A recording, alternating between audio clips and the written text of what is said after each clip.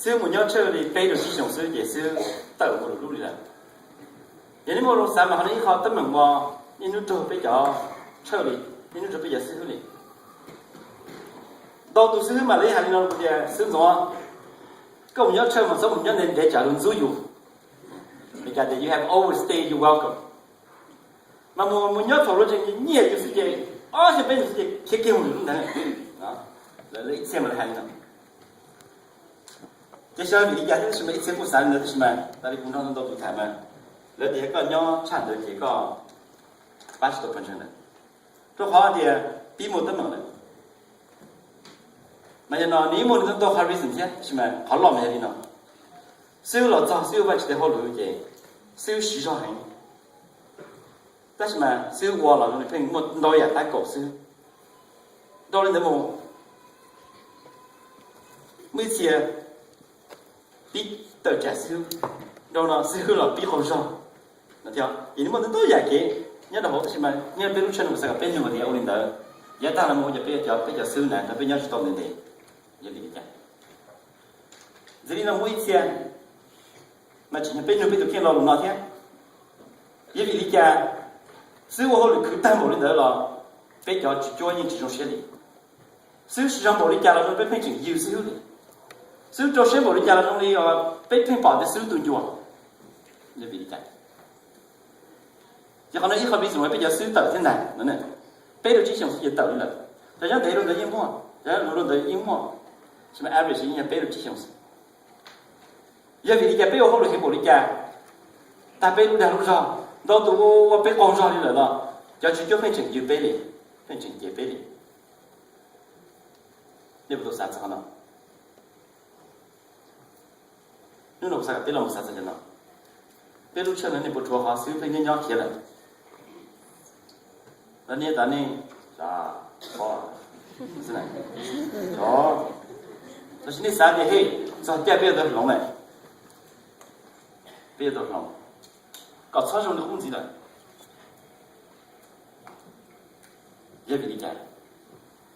đó là quan niệm này giờ thì xứ tôi hay bỏ được là nó giờ thì phải dùng xe thế này đó này thì đi ra lo cũng chẳng nên tế tỏ cụ tế tỏ luôn này nên tế tỏ luôn này nè nó đâu là một ít lo luôn gì rồi chỉ bên nó bên bên chân bên nó bên tôi khen đi nào giờ đi ra ít tôi xứ thì nên cho bên chân chơi rồi mà nó chơi gì đã ăn nhớ tôi yêu cũng nó tôi xứ nhớ mà mua sao xí sao vậy thì họ rồi chỉ nếu tôi xứ mua kia là gì bên chân tôi yêu rồi become weak cái weak gì rồi mà rồi lúc sau bây giờ chủ mua sữa sữa đi mà theo lý rộng giờ chủ mua sữa cái rồi tôi chỉ đó là chỉ là giờ bây giờ chơi rồi mà again nó bây giờ nó biết cái này why are we like that mà nếu nó tôi bây giờ một cái cho hạt bây giờ bây giờ tế rồi cho nó nó cái khó tàu chỉ tế cái tàu sao khó cái tàu này bố thầu của những họ muốn chơi sang bây giờ những mua sữa vậy thì đó là mà dùng sẽ làm nó dùng gì nó cho tôi tốt mà cho như styrofoam đó này để đó là bỏ gì dùng sẽ làm này chỉ là mà xí xíu mà chơi chín rồi nó cổ này chứ không như vậy đâu tôi xíu mà chơi rồi được ta này một gì tôi nào cho tôi tốt kiểu chỉ chơi hai đi chơi chơi hai đi chơi là tôi chỉ chơi dùng nó này mà giờ biết hay sao kia mà chỉ để họ làm mà cũng chẳng để trong này mà sao giờ biết đó là một thả cho thế sự sản cho bây giờ chạy thì chúng mình giờ tới mình làm gì đấy có xứ rồi nó bên nhau là nhau tàu đến đấy một xứ nó bên nhau phải chơi rồi xong là bây giờ xem bộ lên tới xong như thế nó sao giờ chạy được ý sinh nó này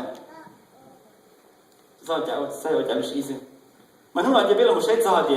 bây giờ chạy bên thì sau đó kéo thời cho bên chúng nó lọt ít bên chúng thì chuột thì khó lúc trước lúc cũng tìm về cho hả the power of empowering leaders lúc chỉ lúc rồi họ bây giờ là một sơ họ bây giờ là một cha của mình thời cho khó ít bên chúng thì lọt nó tổng mà cũng chẳng thấy ra lúc nào cũng khi là有人被有人被bỏ dở有人被bỏ đi cha也打了不能mà lúc đó này có giờ sai đi ra cái liệt cho cứu trợ nếu nó có từ to thì bây giờ ít từ ôn nó là một cái tình hình tới chỗ như là tàn nữa đó mà nếu mà cái là một giải yếu vậy chỉ sao luôn đó rồi bây giờ chơi mà cũng cho chúng thầu cũng nhớ tỏ và nếu lại rồi mà một tí tụi nhớ là cũng bé mà lại nữa này sư họ chạy đi ôn co bé nhớ lúc chơi thằng bé ít từ bé ôn nó họ này mà cũng chỉ sao là bé ôn nó này bé chủ là mình nói ôn vậy ôn cái này nó này vậy ôn cái nó sao在好被一直过什么外出理解，小小比例家老老被分几弄的，也被几弄好了，也被我被30，是被我去找的好外出啥个被我，也我得被项目中好不要把被搞弄了，也被了我 review 没记，你叫一路领导大领导们，这些早上我还早点，来一路上面的 key to church growth，也讨论不少，但是好 process of church growth。chỉ nhớ là Ephesus trong plong thì có ý rằng có trò thì cũng review mình chỉ đi nào đấy nhớ là trong plong thì có ý rằng có trò được Ephesus mà họ là mà phải lúc kia kia phải chữ cha cả mua apostles cha cả mua prophets cha cả mua sĩ hữu cha cả mua evangelists đó chú ý sự cha ra mà cho nó một thơ thiết ba và cho chừng lo sự thiết ba chừng lo但是嘛họ被搞出的嘛被还教种的sĩ hữu pastors thế被还教种的teachers này nên cho mà nên cho mà sư hữu thì giờ này khu thì hậu rồi mà giờ là một kia chọn chân equip the believers còn nhiều bao nhiêu thì hậu đó còn nhiều bao nhiêu thì hậu chỉ xong là bây giờ bị uổng nữa đó chỉ có chỉ tôi cỡ là gì có sẽ có hậu rồi nữa đó có gì họ tâm mình đó này cũng bao giờ biết chỉ sử dụng luôn mà nó chỉ mấy tháng mang lên nó đấy rồi nó muốn này thầu tuần chân thì tôi cỡ thì lo rồi này mà thằng nó mà đi thì ôn thì hậu lúa đó thằng nó thì hậu lúa là gì lúc chơi thì lót thằng lúc chơi lót là gì lúc chơi cái mua ra gì lúc chơi này cái mua to nữa đi là tôi này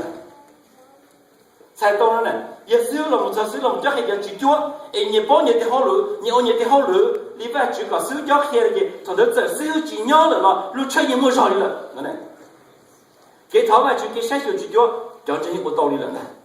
đó但是嘛，好多导师是那些，也那就是只要那些大的，不能不知道的。然后吧，就是搞路车呢，你那个 sustain 到那个 on growth，to keep on growing，就是呀，导师很高兴。然后就被个总之，我要讲了古典背着的 the power of empowering leaders， 路上路会去，头是有教开始教在家里外去的好人呢，你8分之一讲。Lúc nào biết là một xe như hồi thế thì trong cổ gì thì cổ bên trong này của cha nữa Exodus chapter 18 verse 13 to 27 cho nó hãy cho Moses thế Moses là gì mà Moses tụi cho là hãy nên Israel mà hãy nên Israel mà lấy cho hàng này lấy cha lan tụi nó đó mà lấy cho hàng thì Moses là gì giờ tôi hiểu Moses biết cũng chỉ bảo để tôi hiểu một chân nung但是mà nhớ là nó mà hãy cho ra Moses thế Moses là gì cái Moses là gì họ đồ Moses ở bên lòng thì bây giờ phải có bế mù, khi đi trong gì, trong cổ gì phải có bế mù. The next day Moses took his seat to serve as judge for the people, and they stood around him from morning to evening. The new dawn day Mosesจะเชื่อที่เราโมโหดูtrong dễ gì trong này cho nên. Lỡ tôi nhớ rồi ít buồn gì nữa, bỏ thầu sớm do bỏ thầu trong tủ. Phải có bao này. I know. When his father-in-law saw all that Moses was doing for the people, he said, "What is this you are doing for the people?" Ye to share ye share不真努力了，不去包里呢。我真的这自己还老路那么，也想搞弄呢。那那么个起来，今天还打西哦，那个保那么呀，走这么看，我讲的呢，是啥事？打起了我的天。哦，那多呢，你弄我的去，哦，就那这一位置我那包，那呢，这些设计我那其中我也包了，那呢，也这没事也这里还多没事也这，你哪的？包，考考我的呢，我这个我做你用的呢，那 What is this are you doing for the people？ 呢，你们别个别到到底什么呢？因为你也真的不要。如果没有我眼来去做就，但是没有我眼呢，只走，我是个保没有我的眼之中呢，嘛头都变的，我讲够你看呢，对不对？那么才到等我几种呢？啊，我讲高对你说的高，那么样，别几个人就好得了，走了，别把它集中了，啊，我讲我到对你说的。So it's actually a statement of disapproval. Yeah, a statement of disapproval. 你去包容，你去 agree 着，你这里还对你说的 ，What is this you are doing for the people？ mà cô emphasize một sự giáo dục của cháu và đỡ xía, cô emphasize một sự gì giáo dục của cháu đỡ đan này, để xem đó, với những gì muốn này. Ni hai nói gì nữa? Why do you alone? No, why do you alone sit as judge while all these people stand around you from morning to evening? Vì vì cái này có sự tí lần sự alone này,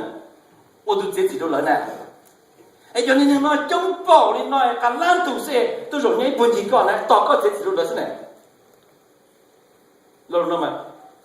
các chị sai sao rồi chắc có tôi dùng con ít dùng đi nó lắm. Don't you ever question why you do what you do, and whether what you do is good or not good. Thế chỉ tại nó này, cho nên nó tôi nhớ chung đi đâu này. Bố thổ xuân giáo giáo trong tôi là mình sai tôi gì? Bố sai mà nhiều cơ gì? Để tao học cân của liệu. Này, nếu tôi có bố thổ xuân giáo, bố thổ xuân trong tôi, thế rồi in nó chỉ có chụp bắt tôi, cầu tới lên xứ này, cái đầu tiên tên mình là gì? Quan trọng nữa, cô counseling như thế mà chỉ sẽ give you awesome the best one nữa. Okay, chỉ có một awesome average, không cho, một chỉ có awesome là gì? Bạn nó awesome tập chữ này, trâu thế này, chỉ có một sản in lúc này tôi rõ thì chúng bộ lên đây, thì cái tập chữ này thế mình, cái trâu khá nhiều xứ, cả bùa tụi tao vô nhà. Rõ tao chỉ chúng tôi chỉ bao tay vào khi muốn chế lại, rõ. Tại vì chúng tôi tuần này tôi vô chúng lại phải để xử vậy, tôi cho này, cái bao tao nó tin có bao tao thì kiếm chế gì chứ này. Vì bao giờ thì thế có chắc các ô tô này chúng con này như này.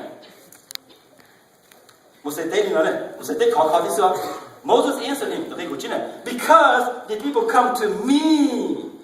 to seek God's will. Cho nên nó này, tôi chưa cứu nữa, tôi sẽ phải tôi đi xem để cứu. Sao rồi cứu tiền tôi bao phải tôi đi xem nè, cho nên nó chỉ bao nè, này. Giờ lúc trước tôi sẽ tiền gì đó, chỉ muốn là chỉ bao là này, cứu xuống này, này. Whenever they have a dispute, it is brought to me, and I decide between the parties and inform them of God's decrees and laws. Như chưa? Me, myself. Rất là thế nào? Cho nhà mà số cơ sau đó một sự gì? Anh nên chống bộ lên này. Nếu muốn được một sự gì thì cho có mà có tụi này chỉ này. Nên nó này. Mấy sự mà cho kia một sự cho thảo. Cho nên nó một tấn mình tôi chỉ lo như chỉ question why chỉ lo này. Nhưng mà không thế này. Nhưng mà chưa được giàu nhau với tiếng đầu tiên đâu là ý chuyện gì? What's the problem? It's not problem. Này này, biết chỉ question why nữa. Okay, nhưng mà biết tiếng fight thì chỉ không nhận đó thì chỉ giàu thơ thì chỉ được giàu thì là biết chỉ know why. What's going on? Thế này, tôi biết tôi bổ sung này. Đó, cái một sự gì mà very smart. Và chỉ thấy bố trí nó đâu nữa, hay nó giáo dục nó đâu một sự.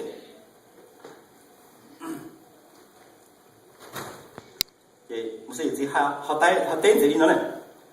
Moses' father-in-law replied, "What you are doing is not good." Nghe chưa? Từ thời đó này, đừng cái cổ problem này, what is this you are doing for the people? Đúng không? Chắc có tụi mình dùng đi có nè, dùng đi một sự chuyện chỉ to thế này.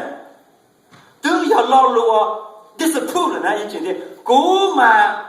ôn nó, lấy mà cơ cố thiệt bao, cố thiệt giờ tụi bao tụi, cố thiệt giờ tụi kia là tới mình gì? Giờ thì giờ bảo là nhà hàng chúng ta này, chỉ phụ kia mình chơi là người khác. Rồi thì what is this are you doing mà dùng nhiều chuyện cả xe này?